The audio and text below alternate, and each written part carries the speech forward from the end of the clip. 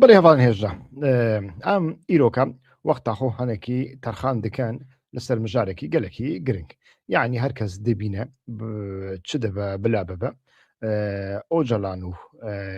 دەوڵەتە تورکیایە لە هەفکردە دەناڤێ لە هەفکردێ کی پێرا لە هەفکریە یعنی ژغێنی دەوڵەتە تورکیای دەناڤە حرەکەتە کوردیدا دەم پارتی سەدی سەد ئەو دە هەمان دەمێدا قەندیلژی دەنگژێ دەرناکەوی ئەوژی مەمنونە لەوێ دەرێدا ئیدیگە لەک سینناریۆ دکەون مێژیە مرۆڤان احتیمالە هەری مەزن سینناریۆ هەری مەزن ئەوەکو ئەو ئالی هەموو ڕازینە بە تایبەتیژی گاڤکو تو دبینێ دەم پارتی سەردانێکی ئەردۆغان دکا ئیدی پشتی وێ کەف و ئاڤژ دەوێ وانتێ ئەو گەلێکی مەمنونن ئەف نیشانەوەیەکێ دەدا کو دەوڵەت هەنێک سۆزدانە ئۆجلان و هەنێک سۆزدانە حرەکەتە ئۆجلانیژی لێ ئەف سۆزانە چ قاسی پێکتێن چ قاسی پێکنایەن دەسەرێ هەر کەسیدا ئەو پرسیار هەیە ji bo ku rejêma Tirkiyeyê rejêmekî demokratîk nîne û rejêmekî yasayî nîne rejêmekî yasayî nebe û rejêmek demokratîk nebe tu caran nekarê gavekî bawêje yek ya dinê jî ew soz û peymanên ku dana gelo ew soz û peyman bi devkîne an jî nivîskîne xuya dike devkîne eger ku nivîskî hebe ka nivîsê wan nîne çi dewlet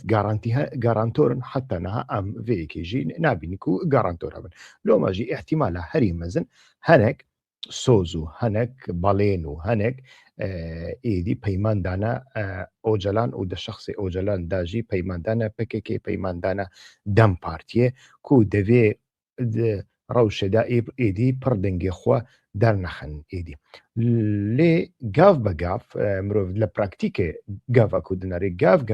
gav be gav tiştekî berevajî derdikeve meselen li Sûriyeyê de tamamen tiştekî berevajî derket li ciyekî ku şer pêwîst nebû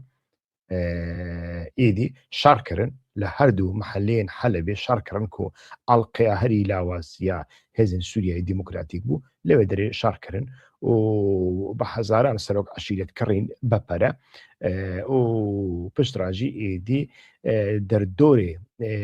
xwesteriya demokratîk êdî yani xwesteriya demokratîk û Rojava û Bakur û nizanim Rojhelatê Furatê û tiştên wisa hemî biçûkirin kirin başûrê piçûçik çawa PKK berê digo başûrê piçûk êdî başûrê mezin hebû başûrê piçûk hebû wê demê jî êdî me dît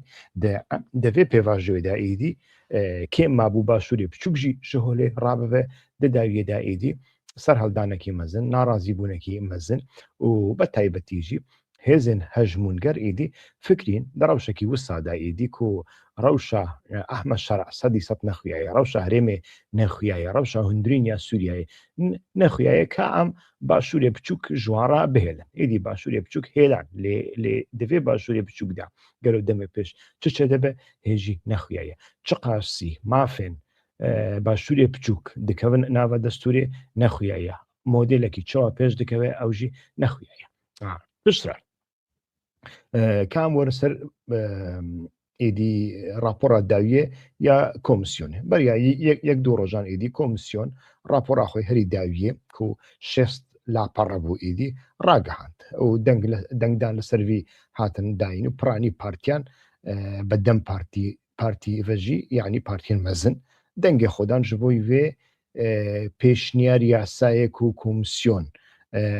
ava kirdibû divê komisyonê divê pêşniyar yasayê de derbarê meselê Kurdan çi heye sıfır derbarê zimanê Kurdî çi heye sıfır derbarê mafê êdî yani mafên siyasî ya Kurdan de çi heye dîsa sıfır çi heye tiştê ku heye ku nehawşûn ve henek zîndanî wê werin azad kirin û rêk bê paqij kirin ku gerîlayên PKK heger ku silahê xwe dînin û heger ku şer nekiribin an jî li gorî wan sûc nekiribin ew dê dikarin bên demekî li nava Tirkiyeyê de yani demekî henekî çavdêriya wan bikin û piştra jî tevlî jiyanê bibin yani nizanim ew gerîlayên ku şer jî nekiribe gelo divê kî be yani sêçarekan ez nas dikim lê berastî ji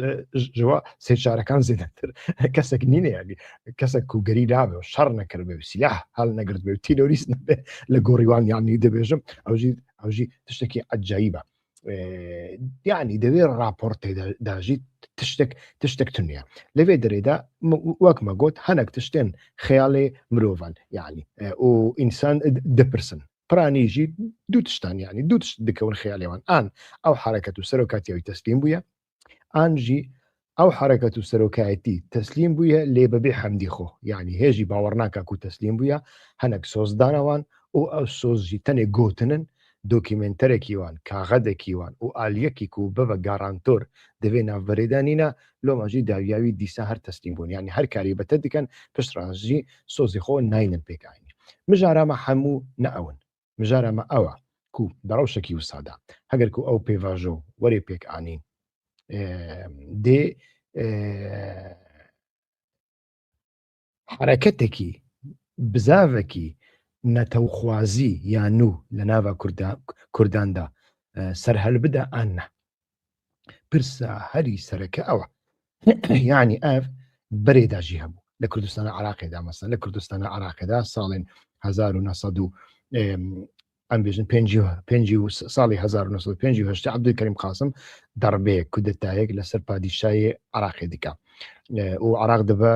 کۆماری عەبدولکەریم قاسم ژ بووی و کەسێکی هەم نێزی کۆمونیستان بوو هەم نێزی کوردان بوو مەڵا مستەفا ژە سیبیریایەک و پەنابەر بوو ڤەگەڕاند کوردستانێ و پارتیە دیموکراتی کوردستانی عراقی و لە سەردەستێ ئیبراهیم ئەحمەد خەزوری جەلال تاڵەبانی و حەمزە عەبدوڵڵا هاتبوو ئاواکردن دەناڤوانەدا ئیدر لەسەر سەرۆکاتیە شەڕ بوو یەک یا دنێژی پارتیەکی کو ئاوا بووە هەگەر و بنگەهی خۆهانێکی چەپ بەژی ئیدی لە گۆڕی شەرتێن جڤاکێدا ئەو پارتی ژە ئالیێ ئاغایەکی سەرۆک عەشیرەتێکی سەرۆکی مەزهەبێکی سەرۆکی تەریقەتێکی بێ ڕێڤەبرن دێ باشتر ببن لۆمەژی ئیدی مەلا مستەفا ئیدی بە گۆپاڵ تێ سەردەسەڵاتێ دەبە سەرۆکی پەدێکی لێ لە ساڵا 62 63 ئیدی ناکۆکی زێدە دەکەون ناوبەرە هەم ناکۆکی دەکەون ناوبەرە شخصێ مەلا مستەفا عەبدولکەریم قاسم هەمژی پیلانێکی مەزن هەیە ئیدی لە دژی عەبدولکەریم قاسم ژ بووی و عەبدولکەریم قاسم کۆماریە و تێکەلەیەکە ژ ناسیۆنالیزمە عەرەبی و ناسیۆنالیزمە کوردی یعنی ناسیۆنالیزمە کوردی لەخۆ حەمێز کردە لێ ناسیۆنالیزمە عراقی تێدا هەیە ناسیۆنالیزمە عەرەبیە ناسیۆنالیزمێکی عراقی تێدا هەیە و بەحسا خۆماڵیکردنا پترۆلێ دیکە یعنی پترۆلش دەستی ئینگلیز وەرێ دەرخستن یادنێ ئیدئۆلۆژیاوی کۆماری خوازیە لێ کەلەکێتە ئیرانەکەیە وێ دەمە ئیران شاپەرستە ژ کۆماریان دەترسێ یادنێ بزاڤێکی وەکمە گوت نزیکی سۆڤیەتەیە ئیسرائیلژی ژێ دەترسێ ئیدی بەوێ ڕەنگی مەلا مستەفا وێ دەمێ ئیتیفاقێکی بە ئیسرائیلیان و بە شای ئیرانی ڕادەکە لە هەمەری قاسم ڕادەبە گاڤک و ڕادەبێ ئیدی ژ ئالیەکی شەڕ دەبە ئالیکاریەکی پڕ مەزنیە شەڕ هەیە لێ دەناوخۆدا حرەکەت گەنی دەبە یعنی دەناوخۆدا دیکتاتۆری ناکۆکی دەناوبەرا سەرۆکاتی و پۆلیک بیرۆیەدا مەزن دەبە و پۆلیت بیرۆ بە تەمامەتی ژە حرەکەتی دوور دکەوێت چەند جارە وان دەگرن وا دەخەنە شکفتان وا دەخەنە ناوە تحقیق و زیندانیان لێ داویەدا 1964 ئەو پارچە دەبە ئیدی حرەکەت پارچە دەبێ حرەکەتێکی نوچە دەبێ و ئەو حرەکەت بەردەوام دکا ساڵە 1997 ئیدی لە حەکاریدا شەڕێکی نافخۆی پڕ مەزن ئاوا دەبە وێ دەمێ بە سەرۆکاتیە قیادە موواقەتە دەبێژن یعنی سەرۆکاتیە دەمکی کو سامی عەبدوڕەحمان سەرۆکاتیە وێ حرەکەتی دیکە لە حەکاری بە ئاریکاریە میت و بە ئاریکاریە عەشیرەتێن بۆتانێ ئیدی شەڕێکی پڕ ئەمەزن دەکەن 700 کادرێن هەری ژێهاتی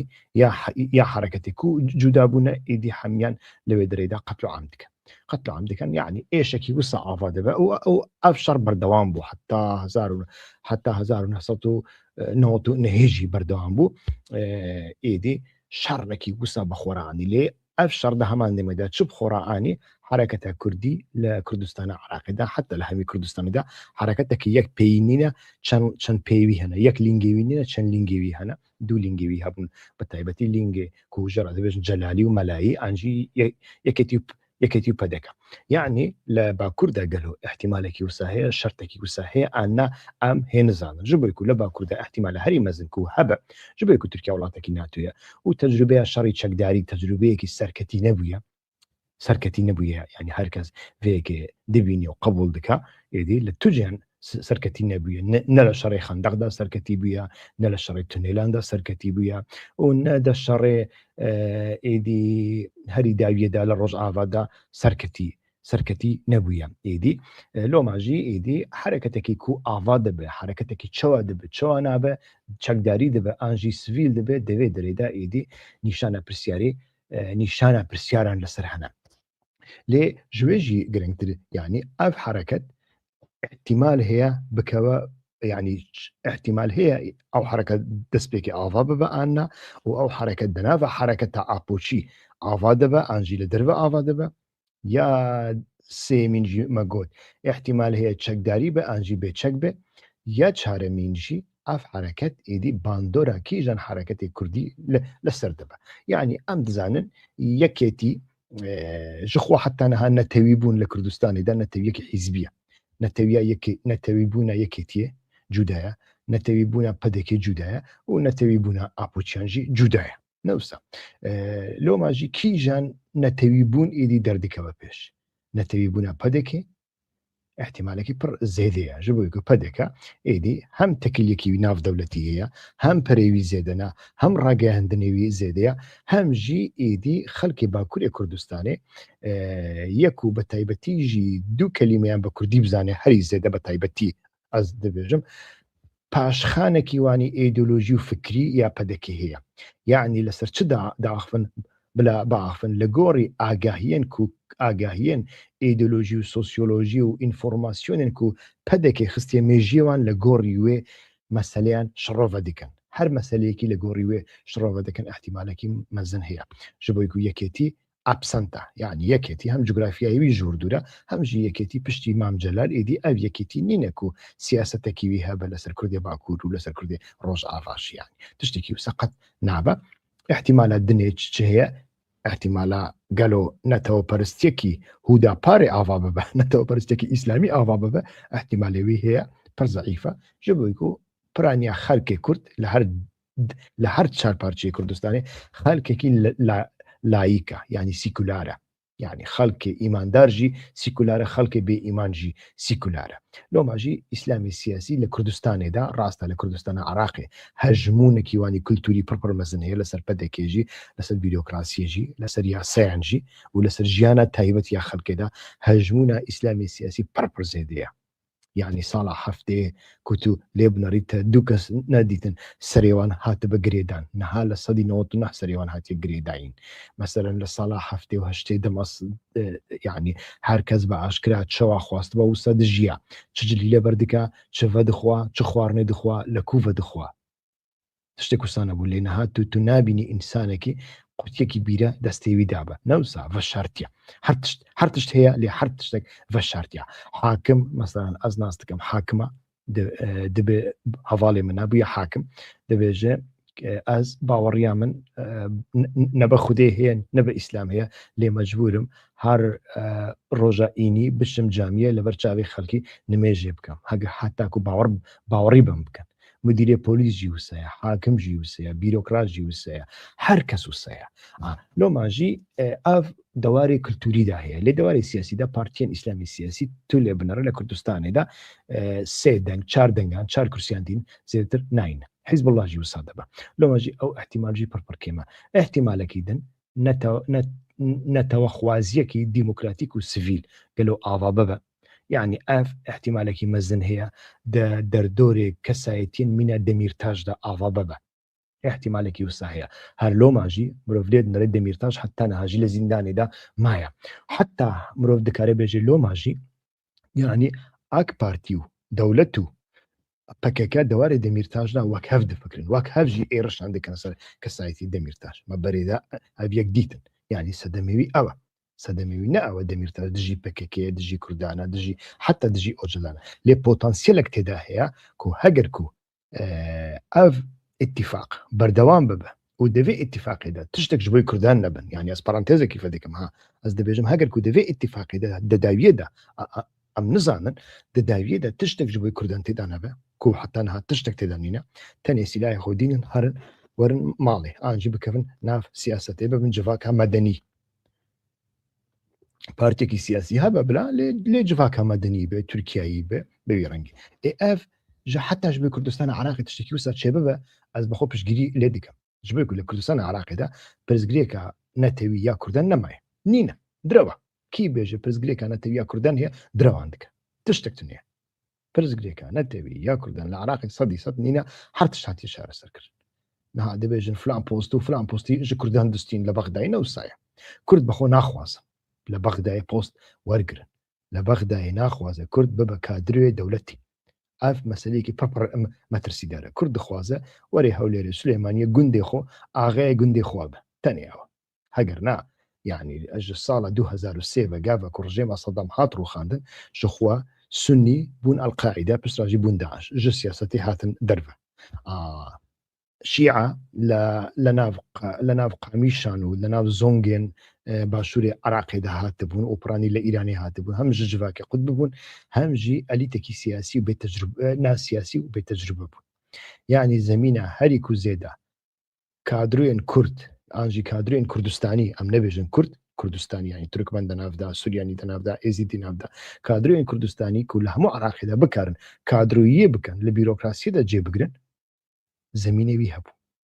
لێ تشتێکی وسا نەکرد چکردن بابەکر زێباریەکردن بە تورکی دەبێژن گەنەڵ قوڕمایی یعنی سەر فەرمانداریە گشتی و ئەوژی پسمام و دۆتمام و کوڕخاڵ و ئەوێ خۆ زەنگین کرد پشتراژی ئیدی پەنسیۆن بوو تەقاویت بوو ئیدی خانەنشین بوو پۆستی سەر و کۆماری خواستنە و ئەوژی پۆستێکی تەشریفیە و وەزارەتە دەرڤە خواستنە ئەوژی پۆستەکە لێ دەواری بیرۆکراسیدا وەقاسی ڤاڵاتی هەیە و وەقاسی جیهانەش بووی کوردان کورد حتا نەهاژی ناخوازن تێدا جێبگرن ژ بۆی کورد دەخوازە دەناوە چادرێ خۆدا لە بەردەریە گوند ماڵە خۆدا لە دەردۆری گوندێ خۆدا ئیدی کارێکی بکە یعنی ئەف عەقلیەتە کو ئەز هەرم ئەز نەکەرم دەولەت چێ بکەم دەولەت بە من چێ نابە و فرسەتا چێبوونا دەولەتێکی تونەیە ji خۆ ئەز وەک نەتەوەکی خودی ماف نەتەوەکی جودا لە گۆری دەستورە بنگەین هاتمە ناسکردن کە ئەز هەرم لەناوە سازیان هەموو عراقیدا ئەو عراق وەک ماڵا خۆ ببینم لەوێ سازیەدا هەرم ئیدی کار بکەم تشتێکی وسە ناخواز تشتێکی وسە لۆماژی ئەو پرۆژەیە و ئۆجلەنها ئیتفاقی دیکەانجی دەم پارتیانجی پەکێکە بە دەولەتی ڕا پرۆژەیەکە دەبە کوژبی کوردستان عراقی تشتێکی پڕ باش بە لێژبووی شوک تورکیا ئەس دەبێژم کوردستان تورکیای ئەو باکوور و باشوور و نزانم چه هەموو تێگاکن و پەکەکەی ئاواکردە یعنی ساڵە هەشتێ پەکێ دەگۆ ئەم کوردستانی دکەن یەک پارچە باکوورێوی هەیە باشوورێوی هەیە ڕۆژهڵاتێوی هەیە و ڕۆژ ئاوایەوی هەیە نەوسا دەگوتن ئەم هەمیان دکن یەک پارچە لەو ماژی ئەو باکوور و باش ئاواگە نەها نەپەکەکە ئیددایەکی وی دیکە نەپەدەکە ئیددایەکی وی دیکە نە یەکێتی و حیزبی دموکرات و نە کەسێکی دنێ کەسێک و بەحسە دەولەتی ژبووی دەولەتی هەنێکی قیڕە دیکەن لەسەر فێسبوک و سوسیال مێدیایدا نەقوەتێکی وانی سیاسیە و پرانیژی مرۆڤ دکارە ژوان ڕابێژی ناسیۆنالیزمێ دیاسپۆرانە یعنی پسیکۆلۆژیا ناسیۆنالیزمە دیاسپۆرا یا کوردانژی یا یەهودیانژی یا ئەرمەنیاژی تێناسکردن لەسەروێ شڕۆڤە نایە پێویستکردن لێ کەسێکی قووەت و قدرەتەوی هەبە چار کەس دەردۆری وێ بن دەولەتی ناخوازە ئیرۆ کەسێکی دەولەتی ناخوازە مەسلەیەکی بەوی ڕەنگی هەیە لۆ ماژی یعنی ئەو باکوور و باشوور ئەز بەکارناینم کوردستانە تورکیا بەکارتینم لە کوردستانە تورکیایدا پرزگێکا کورد هەیە یعنی ئیرۆ تاکەپێ چییە ئیدی ئەو پارتیان چەپ دەبێژن پرزگێکا کورد هەیە ئەو پرزگێکا کورد دەبێ پێشنیار یاسایە کۆمیسیۆنا پەرلەمانێدا نەهاتی ئەو کردن دەنگ نادا لێ دەم پارتی دەنگ دەدا یعنی پرزگێکاکەی کورد هەیە نەوسا پرزگێکا کورد چارەسەر دەبێ بە یۆرەنگی چارەسەر دەبێ کو داخوازیین نەتەوی دەبێ راپۆڕێدا هەبە داخوازیە نەتەوی چنە دەولەتە نەدەولەتە نەدەولەتە یعنی نەتەوپەروەری ئانژی ناسیۆنالیزم دەبێ ئیلا خودی دەولەت بێ نا تشتێکی وسە نەدەواری تیۆریدا هەیە نەدەوارێ فەرسەفیدا هەیە ئەسڵ و ئەساسی خۆنینە نەتەوەیە بێدەولەت یعنی دەوارێ تیۆریدا هەیە و دەوارێ ڕیالیتەدا هەیە ژغینی کوردان کاتەڵانن سکۆتلندینە فلەمانین بەلجیکانە نەوسا وانەژی نەتەوێن بێ دەولەتن حتا گەلک جوانە دەولەتجی ناخوازن تەنی لە سکۆتلندا ڕێفراندۆم کردن کەسی ئۆپرانی گوتن ئەم دەولەتێ ناخوازن و دەوارێ زانستیدا یعنی زانایە هەری سەرەکە پرۆفیسۆر مایکل کێتینگ کو بە پێشەنگێ فرە نەتەوی یعنی پلووری ناشینالیزم تێناسکردن بەحسا vêkê dike yani dibêje nasyonalîzma bin dewletê an jî nasyonalîzma ku dewletê naxwaze meseleyeke ku gelek netewa daxwaziya serxwebûnê nakin. Sedemê wan hene yani hinek mesela mîna Skotlandiyan dibêjin ji xwe ewa dewlet ji bo serweriyê ye serwerî egemenlik bi Tirkî ne wisa serwerî jî îroka li Ewropayê li destê Yekîtiya Ewropayê de ye. Yekîtiya Ewropa serwerê hemû welatên Ewropaya. Êdî Ederson zanayekî diniye tiştekî dinê dibêje yani dibêje dewlet tişteke ku hawlatî têda hawlatî be êdî loma yani nasyonalîzm netewexwazî neteweperwerî bi bê dewlet jî dibe û tiştekî xelet nîne. Rast e têgeşnekî wisa heye ku nasyonalîzm îlla gerek daxwaziya dewletê bike. Lê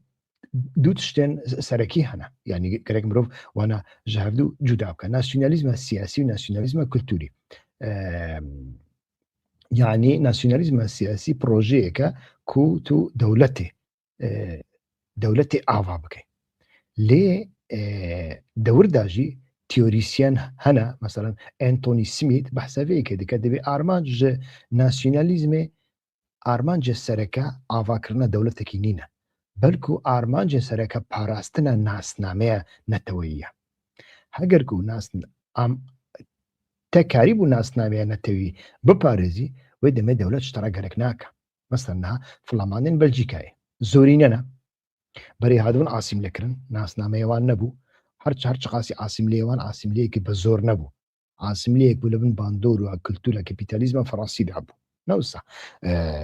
êdî gava ku pîşesazî û senat pêş dikeve li bajêran de xelkê gundan diçûn bajêr kar dikirin û bajêr jî fabrîka jî li destê kapîtalîzma bi kultûr Fransî de hebûn. Yani ne şert e ew kes bi xwe Fransî bin lê kultûrê wan Fransî bû. Loma jî ew xelek di heliyan dibûn Fransî. Piştre jî nasyonalîzma Belçîkî ava bû. Nasyonalîzma Belçîkî yek rojî behsa dewletê nekir. û lê te kes kir li ser parastina nasnameyên xwe ziman û rêveberî li herêmên xwe de û niha jî piranîne hikûmet jî her tim destê wan de ye Serokwezîr berdewam kesekî filaman e kes jî dewlet naxwaze û serê wan jî pir bilind e. Yani ev nasyonalîzma siyasî ku projeyeke ji bo dewletê lê di wirda jî wek min got armanc ji dewletê parastina nasname ye. Heger ku rêkekî dinê hebe ku tu parastinê xwe nasnameya xwe biparêzî mîna Flamanên Belçîkayê wê demê dewlet çi pêwîst dike? Dewlet çi pêwîst dike? Pêwîst nake. Ya dinê jî nasyonalîzma kulturî heye. Li gorî nasyonalîzma kulturî armanc parastina ziman dîrok û nerîtên netewî ye. Yani va tiştane mirov ji hevdû cuda bike. Loma jî nasyonalîzma kulturî neteweperweriya kulturî tu caran behsa xewariyekî cuda nake yani statûyekî cuda nake. Dibêje di nava dewleta heyî min divê ez zimanê xwe dîroka xwe û nerîtên xwe dabûnerîtên xwe tradisyonê xwe kulturê xwe bikaribim biparêzim. Yani meseleyekî bi vî rengî ye. Niha van tiştane de yani ew tiştane pir giring in. Loma jî ew nasyonalîzma ku ava dibe heger ku ava bibe me got heger ku divê pêvajoya îmralî û navbera dewletê de tiştek ji bo Kurdan nebû û pêvajo jî hat encam dayîn. Wê demê heger ku ez ehtimal dibêjim di naveke wan heger ku nasyonalîzmekî nû ava be gelo ew nasyonalîzm êdî kulturî dibe an jî siyasî dibe. Ew jî pirseke ji bo ku li Kurdistanê de heta niha rastî nasyonalîzmekî me ku dewletê bixwaze nîne. Ji xênî Barzanî jî kes referandum nekiriye û referanduma Barzanî jî Barzanî bi xwe dibêje ji bo ku mameleya hikûmetê Bexdayê be me re xirab bû me referandum kir eger na me referandum nedikir. Te fam kir yani ji bo dewletê nekiriye. Tepkî bûye karvedan bûye. Ne wisa لۆ ماژی ئیدی ئەڤ ناسیۆنالیزمە کو چێ دەبێ نەشەرتە ئیلا دەوڵەتێ بخوازە دەواری تیۆریداژی نەشەرتە و پرزگرێکژی نینە ینی ئینسانێکی ناسیۆنالیست ئینسانێکی نەتەوە پەروەەر دکارە دەوڵەتێ نەخوازە لێ دەوێ بە هەر ئاڤاییەکی بە ئیدی ناسنامەیە خۆ پارێزی زمانی خۆ پارێزی دیرۆکە خۆ پارێزێ دابوونەریتی خۆ بپارێزێ ئێنەها ناسنامە و دیرۆک و دابوونەریتین کوردی گەلۆ تەنێ دەوڵەتێک تورکیا موسەبی بە کونای پاراستن ئەو ژی نەڕاستە یعنی کوردێمە هەیە 5 ساڵە شەڕژگێڕە 5 کلیمەی کوردی نزانە و خوا بچووک دەبینێ هەگەر کو کوردی باخفە شەرم دکا کوردی باخفە پرانی ئینسانێک و لە ئەوروپاینە 30 ساڵە 40 ساڵە لە ئەوروپاینە گەلۆ لە ئەوروپای لەسەر کۆمپیوتەری لەسەر ئینتەرنێتێ تو نکاری فێری زمانی کوردی بێ واللهی لە ڕێکە سترانێن جانێدا تو دیکاری فێری کوردی ببی هەگەر کورت و بخوازێ نەوسە ئەف چه قاسی لەسەر دیرۆکە کوردستانی دەخوازن بزانە من نینە چه قاسی ناوێن جوگرافیە کوردستانی دەزانن هەمی ناوێن و تورکیا ئەو کردنە ئەو ناوگۆڕتنە وانە بکارتین یعنی سەبەب نەتەنێ دەوڵەتەژی پسکۆلۆژیا خەڵک بەخۆ وسایە یعنی ئەف خەڵک ئاسیمیناسیۆن قبول کردە یەک و بەحسە دەوڵەتێژی دەکەن ئاسیمیناسیۆن قبولکردن یەک و بەحسە دەوڵەتێژی ناکەن ئاسیمیناسیۆن قبولکردن یە ڕاستگرژی وسانە یە چەپگەڕژی وسانە لۆماژی لێت نەی و قاسی کەناڵێوان هەیە ji بۆی و دوو قڕۆشان پەیدا بکەن بە تورکی بەر ها دەوڵەت ها دەوڵەت ها دەوڵەت ها دەوڵەت نەوسە یعنی مەسەلە هەنێکی بەوی ڕەنگیە ئێنەها کە ئەم وەرن لە ناوە تیۆریەن پکێکێدا چ هەیە تیۆریەن پکێکێدا بەرێ کۆنفدرالیزمە دیموکراتیکە یعنی لە گۆری کۆنفدرالیزمە دیموکراتیک هەری هەگەرکو هەری ئەم باش بفکرن لە گۆری وان بفکرن یعنی ناسیۆنالیزمێکی ئەم بێژن دژە دەوڵەتیە یعنی دەخوازێ نەتەوەیەکی ئازاد دەناوە بیک و سنوورێن سیاسی بگۆڕینی بژی تەمام سەر و سەر چاوان تشتێکی خرانینە لێ پشتی و پێواژۆ دەست پێکریە ji بۆی خاتری خودێ کەسێکی گوتنا کە کۆنفدرالیزمە دیموکراتیک ji devê endamekî pekekê ragihandinekî pekekê bi ocalan jî ve bi dem partî jî ve bîstiye me bîstiye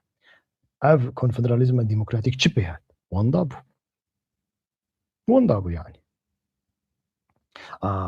çawa birayetiya gelan wenda bû ew jî wenda bû newsa loma jî van yani tiştek dewarê pransîpî de tiştek nîne dewarê fikrî de zelaliyek nîne loma êdî mirov lê dinêrê di şertekî wisa de ihtimalekî mezin heye nasyonalîzmekî an jî di hereketekî ku daxwaziyên nû têda hebin وەرێ مەیدانێ شوونەوی تژی بکە وەکمە گوت ئەو حرەکەت احتیمال هەیە لە هەندورێ پکێکێدا دەرکەوێ احتیمال هەیە لە دەروێ پکێکێدا دەرکەوێ ئەم وان یەکانە ئەمێ دەمێ پێش ببینن لێ تشتێک و هەری گرنگە یعنی تشتێک و هەری زێدا ئەم داخواز دەکەن ji خۆ tiştekî wisa derdikeve yani heger ku devê pêvajoyê de bersîfekî zelal ji bo pirzgirêkên Kurdan nebin wek ziman wek dîrok tenê mesela qeyûm bin tenê mesela zîndanî bin tenê mesela ew bin kesên ku li çiyemane dikarin vegerên bajêr ev yek nekarê pêşiya wê bigirê ku di demê pêş de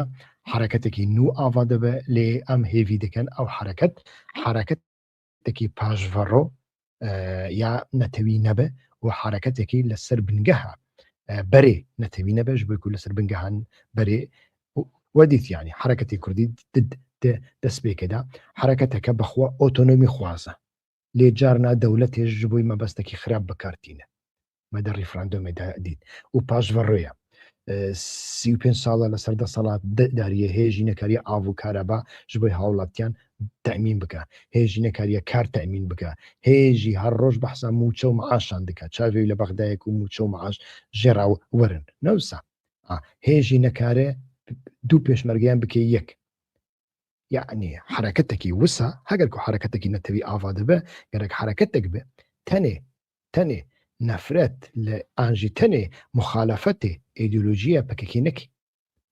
لە هەمان دەمێدا بەریاوێ مخالەفەتە خەتێکی درێ بکە کو 40 ساڵە 50 ساڵە لە کوردستانێدا تێجەڕباندن و گەل لە کارە ساتێن مینا 1975 مینا ئەنفال مینا حەلەبچە بەخۆرە ئانینە یعنی ئەف کارە ساتێن حەلەبچە و ئەنفال ڕاستە سەدام کردە لێ سببێوی چییە؟ سببەکی ویژی ئەوە ئەو بزاڤە نەتەو پەرستی یا ڕاستگەر و کۆنە کەڤنە پارێز نەکەریە بەرسیفا سیاسەتێ بدا لە شووناک و سیاسەتێ بکە قەتل و عام بەخۆڕانیە و پشتڕاشی شڕێ ناخۆی کردن و حتا نەهاژی نەکارن بەبینیەک نەکاری بەبە دیموکرات نەکاری دە خزمەتە هاوڵاتی دابێ و نەکارێ لە جوگرافیایەکی ئەو تەنێ حاکمەژی نەکارە کولتورە کوردی پێشڤە بخە نابنەرە ji bo ku başûrê Kurdistanê piranî zaravê soranî hakima Rojhilatê Kurdistanê jî zaravê soranî piranî hakima here lê binêre kultura kîjan pêşketîtir e here ji hunermendekî pirsiyar bike lê hunermendekî hinekî beagah ahmeq nebe jê pirsiyar bike tu lê dinêrî huner li Kurdistana Îranê gelek gelekî pêşketîtir e li gorî Kurdistana Iraqê sedemê wî çi ye hûnê birsîv bide loma jî yanî hereketekî nû مجبوریەتە ئاوا دەبە هەگەر و ئەو پێڤژۆ بە ڕەنگی بەردەوام بکە لێ ئەو حرەکەت وەکمە گوت دەوێ بنگەهی خۆی زانستی بنگەهی خۆی سۆسیۆلۆژیک و بنگەهی خۆی دیلۆکییا بە و لەسەر بنگەهی ڕاست بێ ئاواکردن دێ باشتر ببە دێ کەمتر کارە ساتان بەخۆرا بینی میناک گەلک ئانین یعنی میناکە ڕیفراندۆمێ چانی سەرێمە حەلەبچە و ئەنفال چانی سەرێمە شەڕی خەندەق چانی سەرێمە لێ دە هەمان دەمێدا نەتەوەپەروەریە بەلجیکی فڵامانان هەبوو و یەک کەس یەک ئینسان تێدا نەهات کوشتن و قەتژی قێرا قێر نەکردن وەکووە نەگوتن دەوڵەت ئستیۆرس دەوڵەت شتێکشی وەساژینی خوازن هەموو بەلجیکا دەستێواندای سەرێوانجی پرپر بلندا کاتەڵان ڕیفراندۆم خواستن لێ پەرلەمانتویەکی وانی بەهێز هەبوو بۆی و پەرلەمانتویەکی بەهێز هەبوو سازی هەبوو ئێدی بەقاسی و شکست خوارن لێ زەرار نەکرد لێ لە کوردستانیدا هەرتش زەرار کرد لێ بنەرە لۆماژی یعنی هەم حەقانیەت هەمژی ڕاستیان سۆسیۆلۆژیک و زانستی مرۆڤ بینە بەرچاوان دێ باشتر ببێ ئەمە لەسەر vê mijarê بەردەوام بکەن gelek spas ku heta nehûn li me dinêrin lê hêviyekî min ji we heye yanî hûn jî dizanin tiştên ku li vê kenalê tên gotin raz bin an jî neraz bin an jî hindek raz bin ev pirsgirêk nîne ji xwe tu rastî sedî sed mutlaq nîne ne rastiya min ne rastiya we jî lê her kes rastiya xwe bibêje her kes li dervê sindoqa reş bikare be biaxive tiştên popülîzm naxive û bi avayekî edaletî û argumentên zanistî biaxive em ê ez barim di encama vê diyalogê de em ê bikarin hemû faydeyekî jê bibînin loma jî li kerema xwe vîdyoyê me ji bo dost û hevalên xwe re bişînin û ji wan jî bixwazin bibin abone follower dem baş